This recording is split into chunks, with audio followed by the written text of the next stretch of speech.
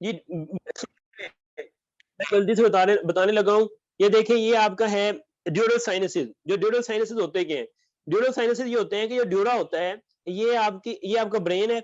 Brain के ऊपर ये आपकी है पाया मैटर, ये पाया मैटर पहले वाली है। दूसरी कवरिंग जो है ये आपकी है एरेक्नॉइड मैटर, और एरेक्नॉइड मैटर के बाहर जो कवरिंग है वो है आपकी ड्यूरा मैटर। ड्यूरा मैटर की 2 लेयर्स होती हैं।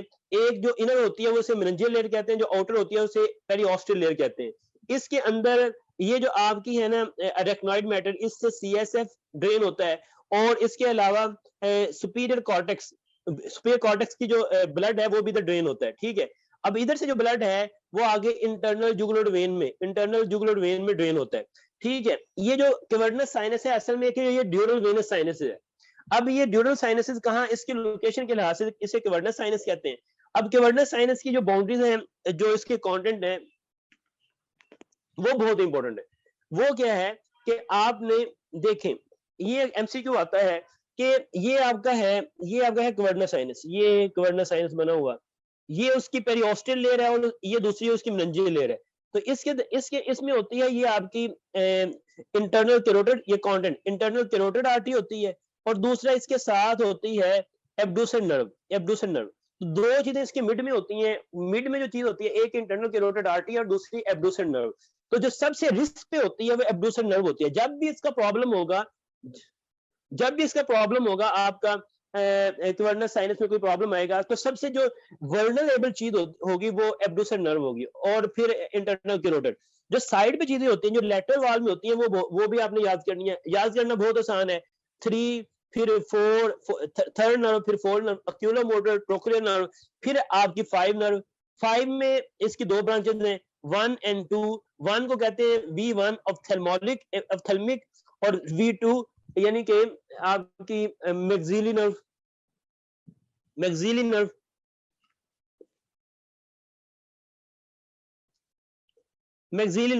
यानी कि ये सबसे पहले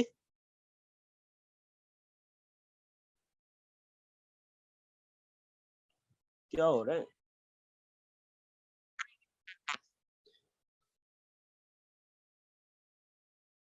देखें जी।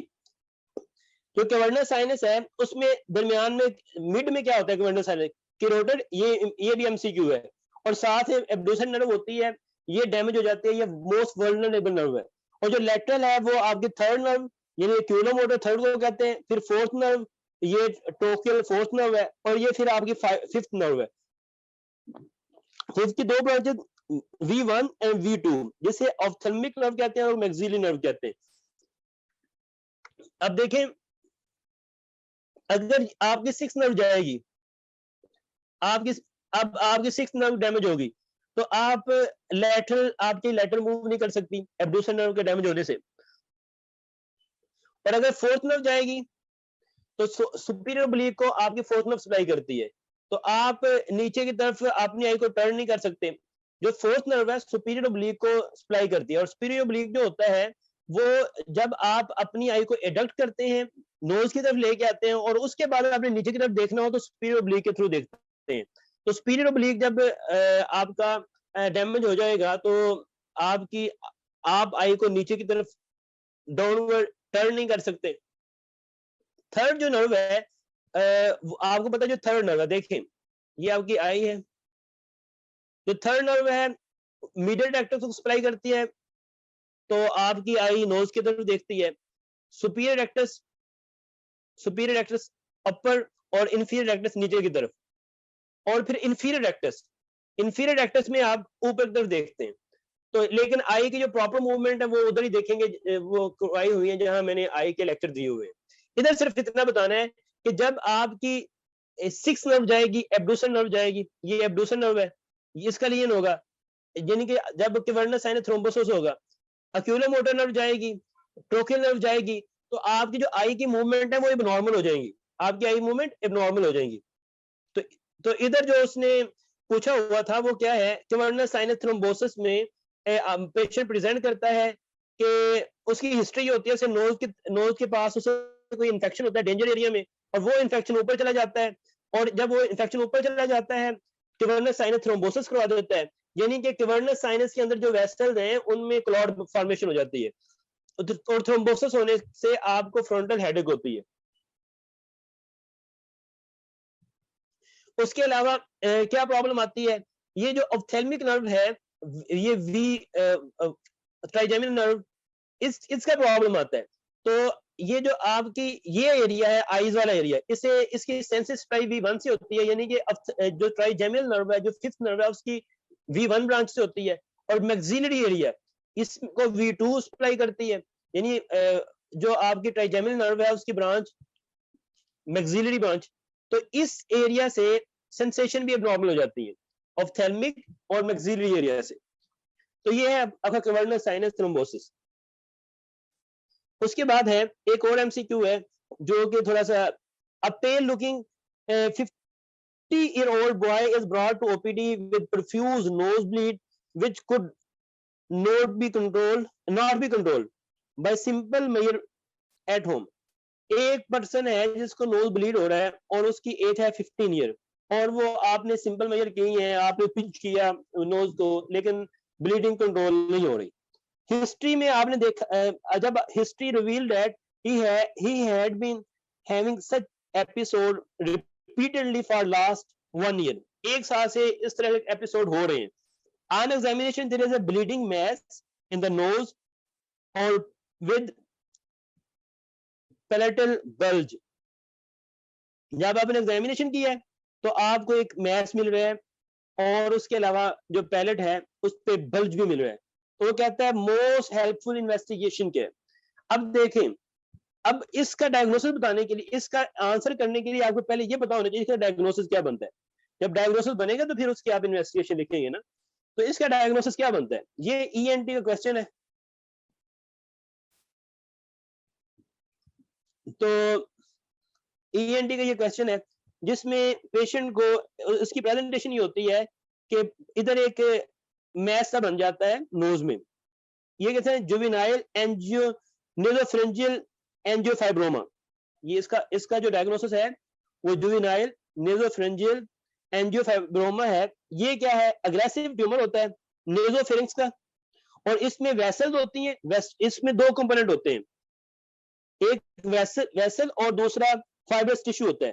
तो नोज में एक मैस बनता है जो कि मुश्तमिल होता है वेसल्स पे और फाइब्रस टिश्यू पे। कनेक्टिव टिश्यू होता है और वेसल्स होती है, और ये ब्लीड करता है, और रिकरेंट जो है वो ब्लीड होता है, रिकरेंट ब्लीड होता है इसमें। तो इसमें जो इसकी प्रेजेंटेशन होती है वो कहता है कि इसे 1 साल हो चुका है, रिकरेंट एपिसोड हो रहे हैं। तो रिकरेंट जो है एपिस्टेक्सिस होती है, और यूनिलैटरल नेजल ऑब्स्ट्रक्शन होती है, और सेप्टम भी डेविएट किया होता है।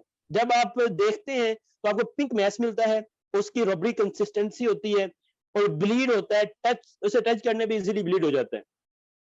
जो डायग्नोस्टिक इसका जो डायग्नोसिस होता है वो आपका contrast in heart CT scan investigation of choice है, और कैरोटिड एंजियोग्राफी एंजियोग्राम, यानी कि सीटी एंजियोग्राफी ये आप करवाते हैं। तो एंजियोग्राफी यानी कि वेसल को आपने देखना होता है कि वेसल क्या क्या पैसेज है, तो एंजियोग्राफी इसका वो इन्वेस्टिगेशन है। तो फिर आपको ये पता होना चाहिए, जो क्वेश्चन एग्जाम में आया है वो है नेसोफेरेंजियल एंजियोफाइब्रोमा। और नेसोफेरेंजियल एंजियोफाइब्रोमा क्या होता है कि आपके नोज में एक मैस बन जाता है, ये मैस वेसल और कनेक्टिव टिश्यू पे मुश्तमिल होता है, और टच करने पे इजीली ब्लीड करता है। रिकरेंट उसको एपिसोड होते हैं एपिस्टेक्सिस के, जो कि नॉर्मल जो आप पिंच करते हैं नोज को, उससे वो स्टॉप नहीं होती ब्लीडिंग। और ये जो पर्सन होता है ये यंग होता है, तो इसमें जो इन्वेस्टिगेशन है वो आपने एंजियोग्राफी करानी होती है। उसके बाद है आपका, ये बहुत इंपॉर्टेंट MCQ है, बहुत ही इंपॉर्टेंट है, जो कि बच्चों को थोड़ा मुश्किल भी लगता है। A 40-year-old lady with the thyroid swelling on left side, thyroid swelling है लेफ्ट साइड पे, consulted a specialist for opinion। Examination revealed unilateral swelling moving with deglutition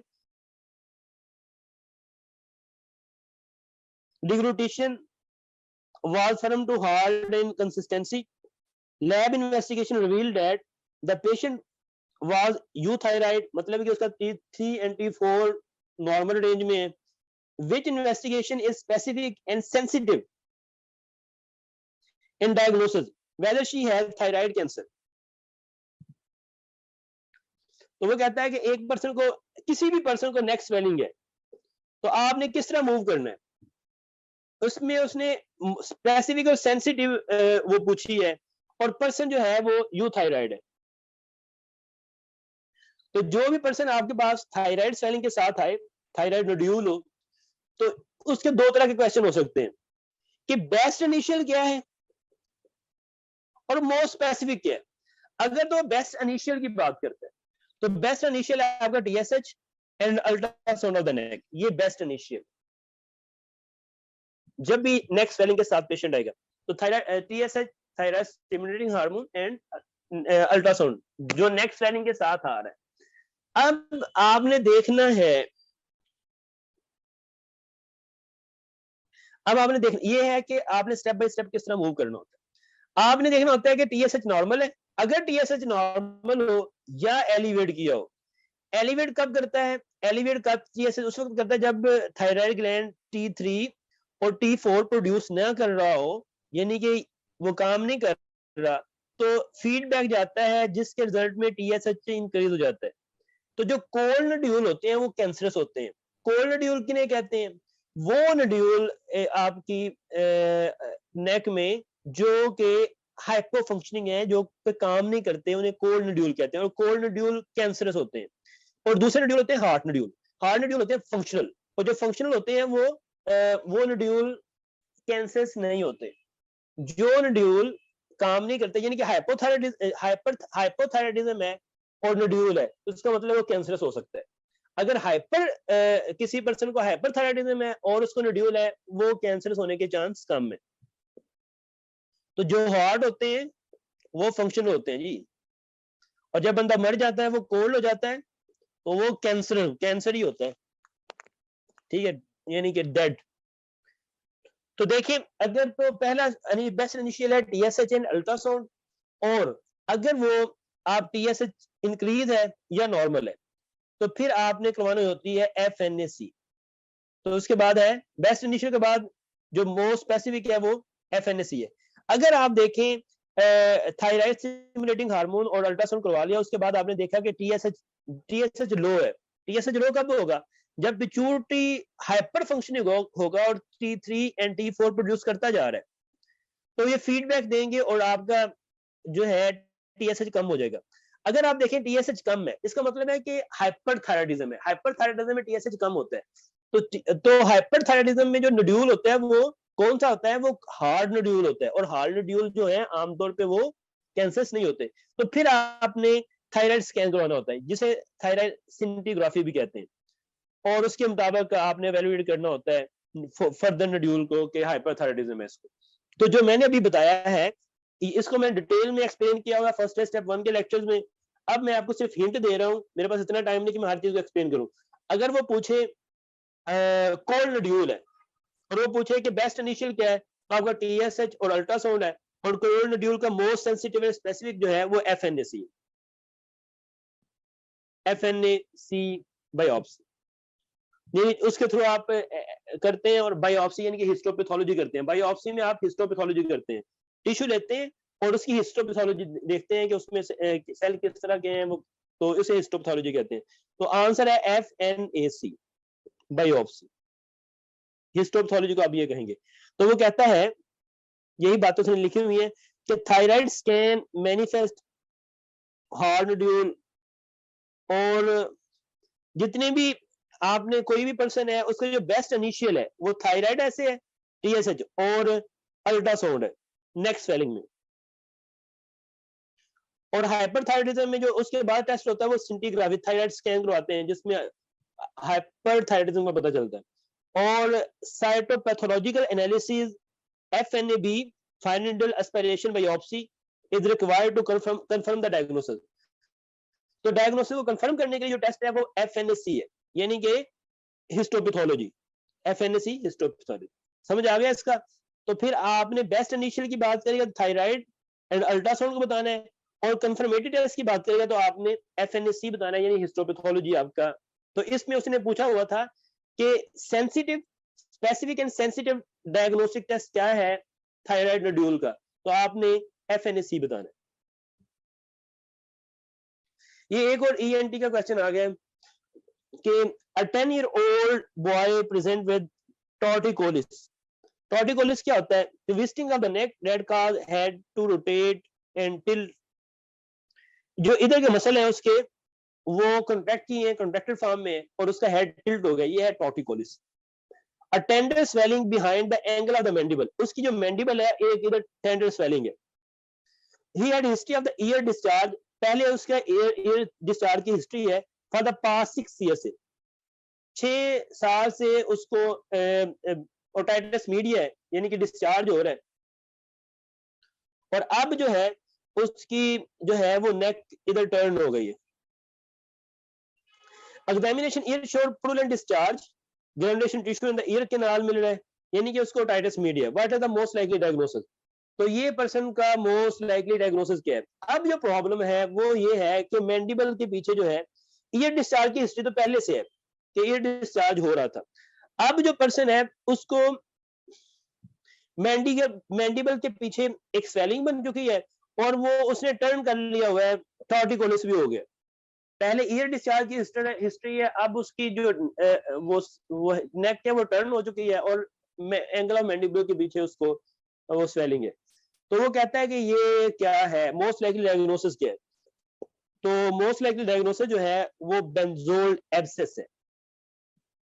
benzoyl abscess क्या होती है, किस तरह होती है? तो बेंजोल एब्सेस जो है नेक स्वेलिंग ओवर द स्टर्नोक्लेटोमेस्टाइल मसल, ये स्टर्नोक्लेटोमेस्टाइल मसल है, ये एंगल ऑफ मैंडिबल के पीछे ये मसल होता है और इधर स्वेलिंग हो जाती है, इधर एब्सेस बन जाती है,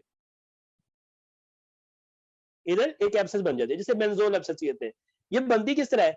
ये आपका मेस्टाइटिस, पहले पेशेंट को ओटाइटिस मीडिया होता है, यानी कि उसका ये डिस्चार्ज हो रहा था और कॉम्प्लिकेशन के तौर पे उसको ओटाइटिस मीडिया हो जाता है। ओटाइटिस मीडिया आपकी बोन में एक स्पेसेस होती हैं जिसे मेस्टाइड एयर सेल कहते हैं, बोन में स्पेसेस होती हैं जिसे मेस्टाइड प्रोसेस कहते हैं, उसमें स्पेसेस होती हैं जिसे मेस्टाइड एयर सेल कहते हैं। जब ओटाइटिस मीडिया होता है यानी कि आपके मिडिल ईयर का इंफेक्शन होता है और उसकी कॉम्प्लिकेशन के तौर पे मेस्टाइडाइटिस हो जाता है। जो मेस्टाइड प्रोसेस है उसमें जो एयर सेल जो उसमें स्पेसेस बनी है उनका इंफेक्शन हो जाता है जिससे मेस्टाइडाइटिस कहते हैं। मेस्टाइडाइटिस के कॉम्प्लिकेशन आगे क्या कॉम्प्लिकेशन होती है कि एब्सेस बन जाती है एंगल ऑफ मैंडिबल के पास, और वो जो एब्सेस है वो बनती है एंगल ऑफ मैंडिबल के पास और वो स्टर्नोक्लेटोमेस्टाइल मसल के साथ बनती है और जिससे स्टर्नोक्लेटोमेस्टाइल मसल भी फॉरवर्ड मूव कर जाता है। इसे कहते हैं बेंजोल एब्सेस। तो बेंजोल एब्सेस किस तरह बनती है कि पहले किसी पर्सन को ओटाइटिस मीडिया होता है, वो इन्फेक्शन उसकी कॉम्प्लिकेशन के तौर पे जो मेस्टाइड प्रोसेस है और उसके जो उसमें जो स्पेसेस है जिन्हें हम मेस्टाइड एयर सेल्स कहते हैं उसकी इन्फ्लेमेशन हो जाती है जिसे मेस्टाइडाइटिस कहते हैं। उसकी कॉम्प्लिकेशन के तौर पे इधर एब्सेस बन जाती है, जहां से आगे जो एब्सेस है बाहर बन जाती है। यही उसने लिखा हुआ है mastoiditis, inflammation of the mastoid air cell, आमतौर पे 2 साल से कम बच्चों में होता है।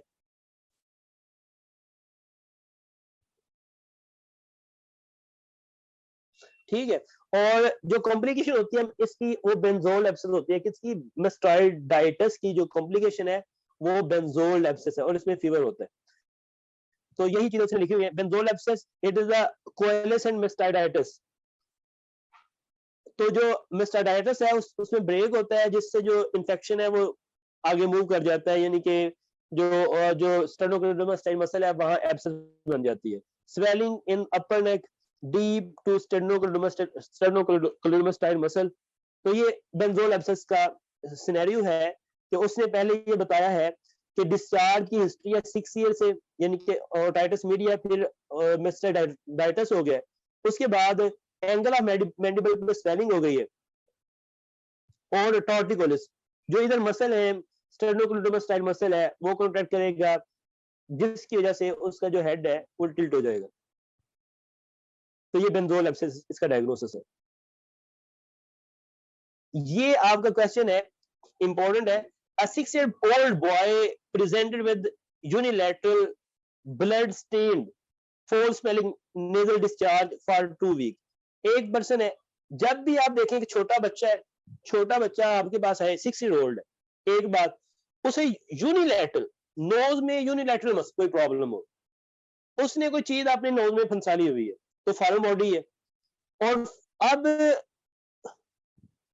उधर से अब छोटा बच्चा है, यूनिलैटरल से नोज में कोई प्रॉब्लम है और डिस्चार्ज है जो कि फॉल स्मेलिंग है फॉर 2 वीक्स, 2 हफ्ते से उसे डिस्चार्ज आ रहा है नोज से। तो मोस्ट लाइकली डायग्नोसिस क्या है? तो फॉरेन बॉडी इसका डायग्नोसिस है। यूनिलैटरल डिस्चार्ज जो है फॉल स्मेलिंग, याद रखें छोटा बच्चा हो, यूनिलैटरल प्रॉब्लम हो और फॉल स्मेलिंग उसका डिस्चार्ज हो, अजीब सी स्मेल आ रही हो, बच्चा हो, यूनिलैटरल प्रॉब्लम हो और डिस्चार्ज है, फॉल स्मेलिंग होती है, फॉरेन बॉडी होती है।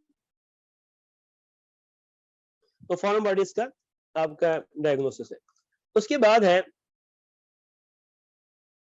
a 4-year-old boy is admitted in the hospital with a complaint of the foreign body insertion in his nose। foreign body पहले बता दी है।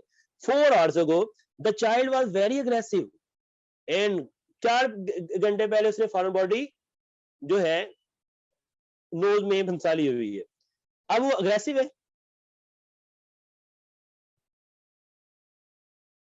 है, और continuous crying, so it was decided to remove the foreign body under anesthesia, which is the most suitable anesthesia in this case। तो आपने वो कहता है कि बच्चा है वो बहुत वो है, क्राई कर रहा है, अग्रेसिव है, तो आप उसमें कौन सा एनेस्थीसिया देंगे? लोकल एनेस्थीसिया देने से वो फिर भी आपको काम नहीं करने देगा। तो आप